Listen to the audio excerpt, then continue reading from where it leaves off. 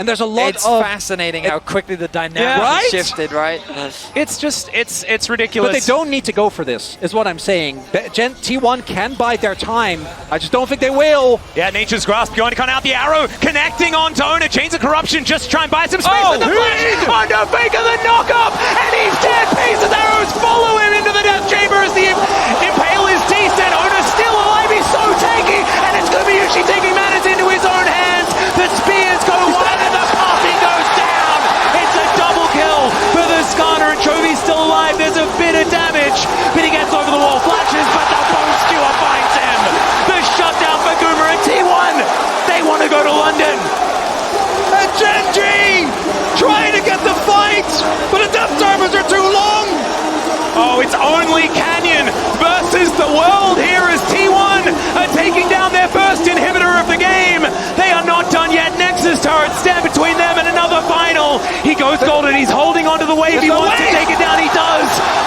But another one is conga lining in. Lahens, he knows he just has to move it away from these Nexus turrets. And he is able to stall it out. Another teleport. Baker does come back. And they'll now get their time. It is Guma that's able to melt these turrets. And Genji for the last 2 years have been the kings of Korea. But we know the world is T1's home ground. What an incredible final game! At the brink of a comeback, Genji's final fight is shut down. And in such poetic fashion, they catch Faker. He was the first to fall, but then the rest of T1 rose to the occasion and turned the fight around. Once again, T1 will return to the World Championship final. And I was getting flashbacks, gentlemen. I thought that maybe Genji were on that path to a Game 5, but it did not happen. T1 just said no. You will not do it again. It is our date with Destiny. You guys, what did you think? T1 back at the World Final again. Oh, Atlas, this team is absolutely unbelievable. I cannot believe they make it back. Well, they're making me believe, Jesus, that they're making it back to the final after coming into this World Championship as not the team we were looking at just like last year. It is an absolute enigma. It was absolutely insane. And even then, when Faker was getting caught, I was like, this is 2017. It was Samsung who caught him in that same position on the Karma. But instead, it's a different form of T1 with different members that rally around Faker this time and pull it through to the end.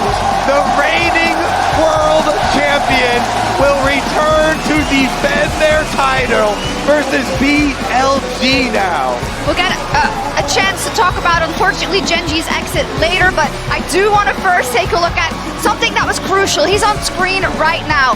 Keria on the pike in our HyperX Reflex replay, because you were talking about you need a difference maker in a moment like this, and how many times has Keria been that? And that's the thing, you thought it might have been Canyon on the Nidalee, but it was this pipe pick, constantly catching out Genji, playing spectacularly in the early stages, roaming around every year. And I'm shocked he had this performance, because I looked at that man as he stood up from his seat, shaking, shivering. I thought it was Worlds 2022 with the way he was shaking. Like, that man put on a hell of a performance here today. Yeah, as we see a little mental highlight reel of Keria in this game, he now is second in international performance assists.